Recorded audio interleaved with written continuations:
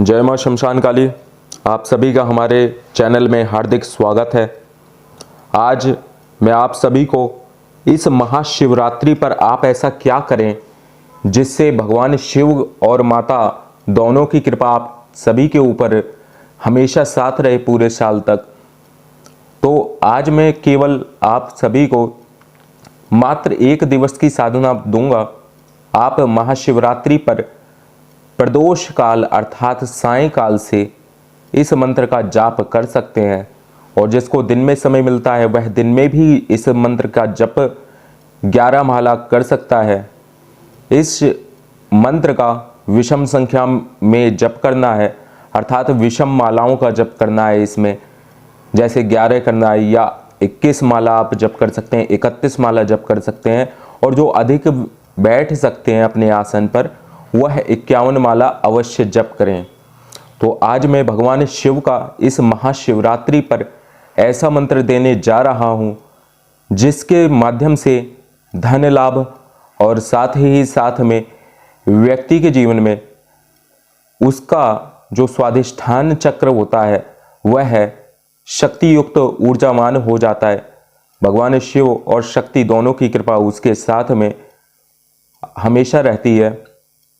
और साथ ही साथ में भगवान शिव के विषय में एक बात मैं आप सभी को बता देना चाहता हूं कि भगवान शिव हमेशा अभिषेक के माध्यम से प्रसन्न होते हैं।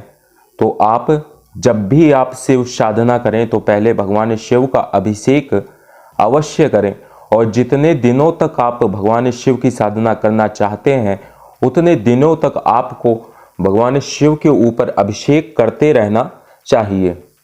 भगवान विष्णु जो होते हैं वो स्तुति मात्र से प्रसन्न हो जाते हैं।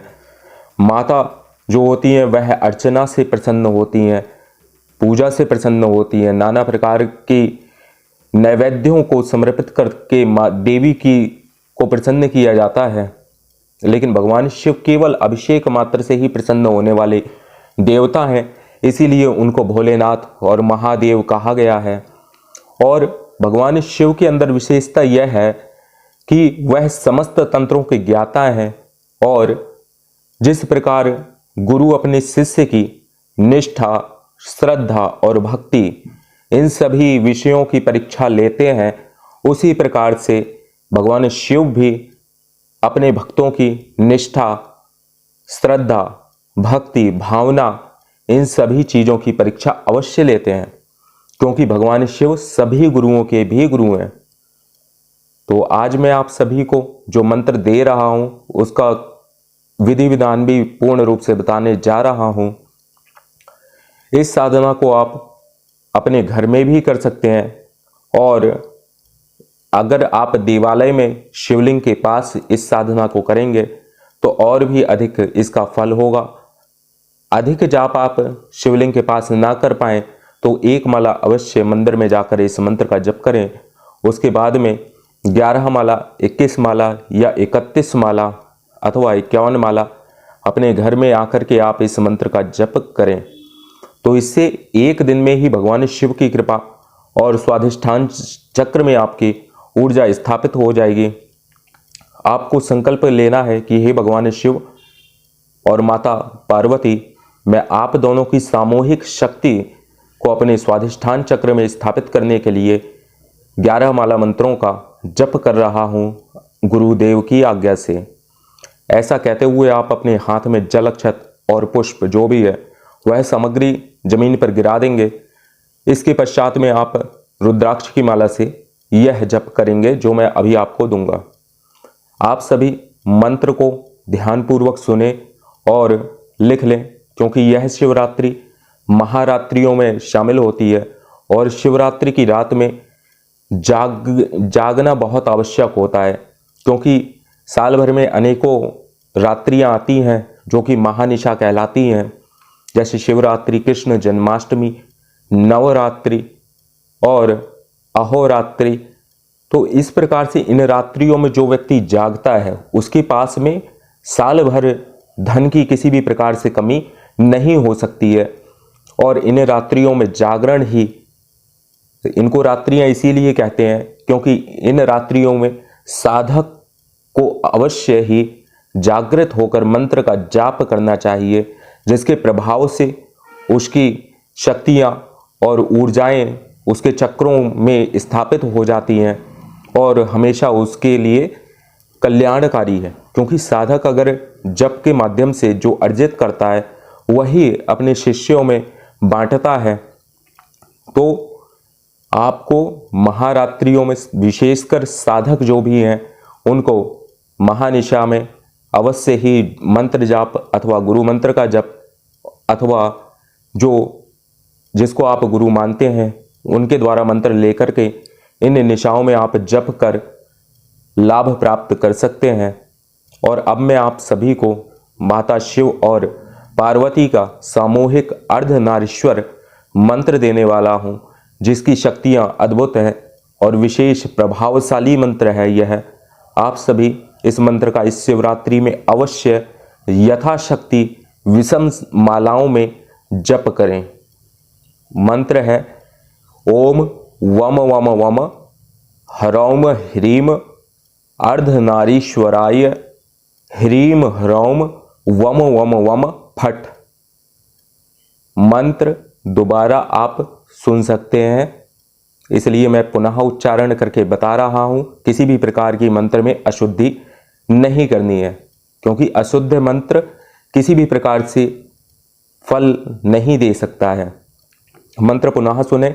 ओम वम वम वम ह्रौम ह्रीम अर्धनारीश्वराय ह्रीम ह्रौम वम वम वम फट।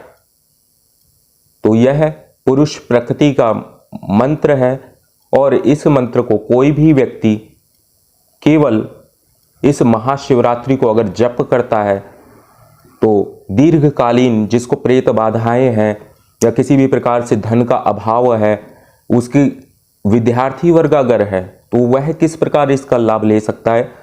उसके जैसे कमजोरी या आलस्य आता है उसको पढ़ाई करने में, तो अगर वह भी 11 माला इस मंत्र का जप करेगा तो उसके शरीर में भी एक अद्भुत ऊर्जा उसके स्वाधिष्ठान चक्र में स्थापित हो जाती है। अगर आप इसका संकल्प भी ना लें, बिना संकल्प के भी माला करें, तो अवश्य ही आपको इस मंत्र का विशेष लाभ होगा, क्योंकि यह है अर्धनारीश्वर भगवान शिव और शक्ति का एक सिद्ध मंत्र है। इस मंत्र को आज मैंने आप सभी को इस महाशिवरात्रि के लिए प्रदान किया है। आप प्रदोष काल में, हर माह के प्रदोष काल में भी इस मंत्र का 11 माला जप करके अथवा 1 माला जप करके भी लाभ प्राप्त कर सकते हैं। स्वाधिष्ठान चक्र के जागृत होने से व्यक्ति की जो भी कामनाएं होती हैं, मनोकामनाएं होती हैं, इच्छाएं होती हैं, वह सब पूर्ण होने लगती हैं। साथ ही साथ में उसके अंदर जो डर और भय है वह भी समाप्त हो जाता है, क्योंकि डर किस चक्र की खराबी के कारण होता है, वह है स्वाधिष्ठान। कहते हैं देवी अभय प्रदान करती है और गुरु भी अभय प्रदान करता है इस मुद्रा में, यह अभय मुद्रा है। तो अभय क्या है? डर का दूर हो जाना किसी भी प्रकार से, चाहे अरण्य क्यों ना हो, जंगल क्यों ना हो, पर्वत क्यों ना हो, नदी या समुद्र क्यों ना हो, साधक के भीतर जो है डर नाम की कोई भी चीज व्याप्त रह ही नहीं सकती अगर उसको गुरुदेव और माता का आशीर्वाद प्राप्त है।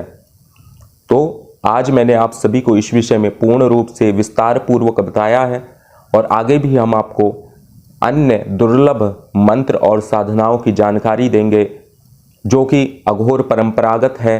और अघोर परंपरा के अंतर्गत जितनी भी साधनाएं हैं, शमशान साधनाएं जो कि गुरु के निर्देश के अनुसार गुरु कराते हैं, जिसमें सभी प्रकार की शक्तियां होती हैं विद्यमान, और उसी प्रकार से शव साधना और शिव साधना, यह 3 प्रकार की पूर्ण रूप से साधनाएं हैं। इन सभी साधनाओं को केवल गुरु उसी शिष्य को देते हैं जो उस साधना को करने का पात्र हो। अपात्र को और गुरु भक्ति जिसकी अपने गुरु में श्रद्धा ना हो, ऐसे व्यक्ति को मंत्र जप देने में, विद्याएं देने में भी दोष लगता है, ऐसा भगवान शिव का भी कथन है। तो आज मैंने आप सभी को यहाँ पर स्पष्ट रूप से अर्धनारीश्वर स्वरूप की शिव और शक्ति की एक साथ कृपा प्राप्त करने के लिए जो मंत्र है वह बतलाया है। और यह मंत्र अगर कोई व्यक्ति निरंतर बीमार भी रहता है तो प्रतिदिन 108 बार भी वह सायंकाल के समय इस मंत्र का जप करेगा तो वह भी उसका स्वाधिष्ठान चक्र मजबूत होने के कारण ऊर्जा उसमें समाहित होगी और शिव शक्ति की कृपा से वह धीरे धीरे अवश्य ही स्वस्थ हो जाएगा।